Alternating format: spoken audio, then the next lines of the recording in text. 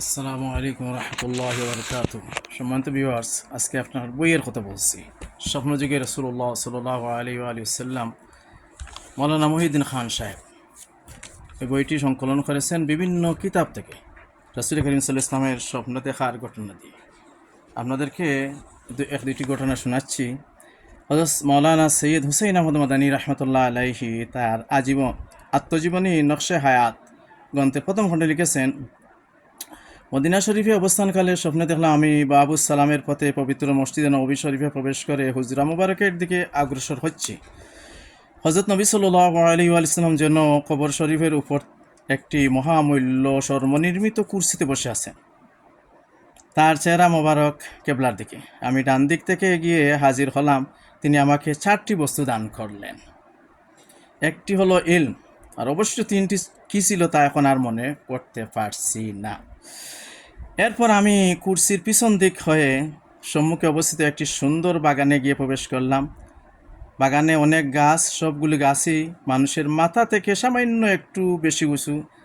এ সুন্দর বৃক্ষরাজিতে অসংখ্য ফল রয়েছে। ফলগুলো আঞ্জিরের চাইতেও একটু ছোটো এবং কালো বর্ণের। তো কয়েকজন লোককে সেই ফল তুলে খেতে দেখলাম, আমিও কয়েকটি ফল তুলে খেলাম।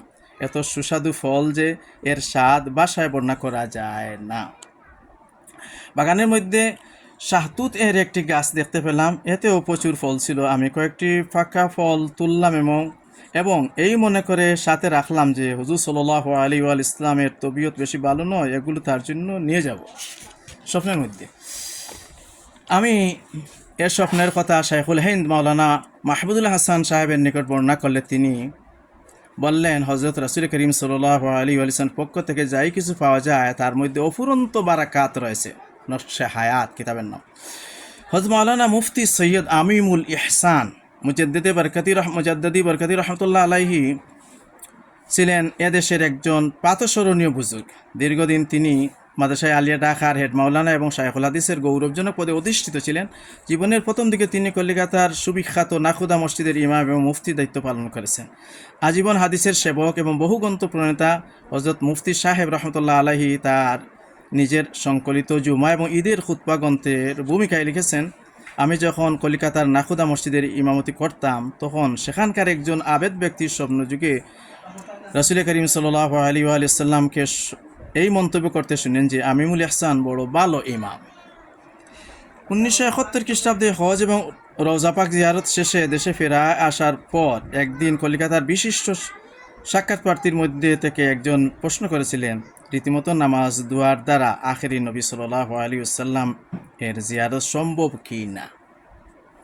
জবাবে হযরত সৈয়দ মুফতি সাহেব বললেন, আল্লাহ তাআলার ইচ্ছা হলে তা অবশ্যই সম্ভব হতে পারে। তবে কোনো উম্মতি যদি আল্লাহ এবং তার রাসূল সাল্লাল্লাহু আলাইহি ইসলামের কোনো হুকুমের প্রতি নাফরমানি না করে, ইখলাসের সাথে ইবাদত করে, শরীয়তের সঠিক অনুসরণ করে এবং সর্বোপরি রাসূলুল্লাহ সাল্লাল্লাহু আলাইহি ওয়াসাল্লামের প্রতি আন্তরিক মহব্বত পোষণ করে, তবে তাকে দর্শন প্রদান করার জন্য আল্লাহ রাসূল সাল্লাল্লাহু আলাইহি ওয়াসাল্লাম নিজেই আগ্রহী হয়ে পড়েন। এরপর আবেগ আপ্লুত কণ্ঠে তিনি বললেন, শুধু স্বপ্নই নয়, জাগ্রত অবস্থাতেই চর্মচক্ষেই তখন রাসূলুল্লাহ সাল্লাল্লাহু আলাইহি ওয়া সাল্লামকে দেখা যায়। প্রসঙ্গ করে তিনি বললেন যে একদিন তিনি সকালবেলায় খানকায় বসে হাদিসের কিতাব লিখছিলেন। হঠাৎ লক্ষ্য করলেন হযরত রাসূল করিম সাল্লাল্লাহু আলাইহি ওয়া সাল্লাম কালো পাগড়ি পরিহিত অবস্থায় জ্যোতির্ময় পুরুষের বেশে খানকায় প্রবেশ করলেন এবং তার প্রতি দৃষ্টিপাত করে তো মুস্কি হেসে চলে গেলেন। সাল্লাল্লাহু আলা সাইয়্যিদিনা মাওলানা মুহাম্মদ ওয়া আলা আলিহি ওয়া আসহাবিহি বারাক ওয়া সাল্লাম। সেই বছর রওজা শরীফ জিয়ারত করার সময়কার একটি বাস্তব ঘটনা উল্লেখ করে সৈয়দ মুফতি আমিমুল ইহসান রহমতুল্লাহ আলাইহি বলেছিলেন, রওজা শরীফ জিয়ারত করার সময় আবেগ আপ্লুত অবস্থায় আমি ধ্যানমগ্ন ছিলাম। মনে মনে ভাবছিলাম, সম্প্রতি তাসাউফের পর লিখিত আমার একটি বই হুজুর সাল্লাল্লাহু আলাইহি ইসলামের তরফ থেকে অনুমতি হলে প্রকাশ করব এবং এখন থেকে সকল কিছু থেকে দূরে সরে নির্জনে শুধু আল্লাহ আল্লাহ করে অবশিষ্ট দিনগুলো কাটিয়ে দেব। এমন ভাবনার মধ্যেই লক্ষ্য করলাম রাসূল করিম সাল্লাল্লাহু আলাইহি ওয়া সাল্লাম যেন রওজা শরীফ থেকে বের হয়ে আমার দিকে তাশরিফ আনলেন। আমি মনে মনে সংসার ত্যাগ করার যে সংকল্প পোষণ করেছিলাম তার প্রতি অসম্মতি প্রকাশ করলেন। হযরত রাসূল করিম সাল্লাল্লাহু আলাইহি ওয়াসাল্লামের পবিত্র বাণী শ্রবণ করেই যেন আমার বিহ্বলতা কেটে গেল। আমি হযরতের কদম বুসি করার নিয়তে অগ্রসর হতেই হযরত নবী করিম সাল্লাল্লাহু আলাইহি ওয়াসাল্লাম অদৃশ্য হয়ে গেলেন। একটি পুণ্যময় জীবন। মৌলানা মহিউদ্দিন খান সাহেবের লেখা স্বপ্নযোগে রাসূলুল্লাহ সাল্লাল্লাহু আলাইহি ওয়াসাল্লাম গ্রন্থ, এটি সংগ্রহ করবেন, পড়বেন। অনেক ঘটনা এখানে আছে, বিভিন্ন গ্রন্থ থেকে তিনি এগুলা সংকলন করেছেন মৌলানা মহিউদ্দিন খান সাহেব, যাকে রাবেতা আলমে ইসলামে বাহরুল উম্মাহ লকব দিয়েছিল। সেই মহিউদ্দিন খান সাহেব এই বইটি সংকলন করেছেন। আপনারা সংগ্রহ করবেন, পড়বেন, ইনশাআল্লাহ নবী সাল্লাল্লাহু আলাইহি ওয়াসাল্লামের প্রতি ভালোবাসা অন্তরে সৃষ্টি হবেই হবে।